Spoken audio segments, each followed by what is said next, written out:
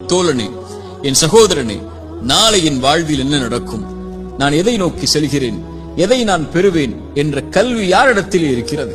இறைவன் சொல்லுகிறான், எந்த ஒரு உயிரும் அறியாது அது நாளை எதை செய்யும் என்று.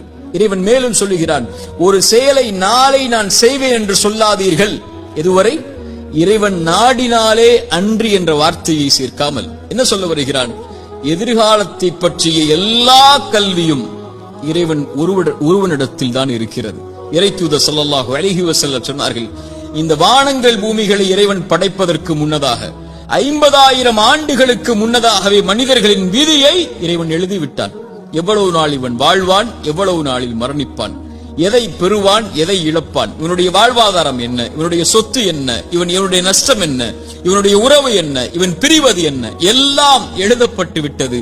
வானங்கள் பூமி படைப்பதற்கு 50,000 ஆண்டுகளுக்கு முன்னதாகவே தாயுடைய கருவறையில் அவன் இருக்கும் போதே மீண்டும் அதை உறுதிப்படுத்தினான்.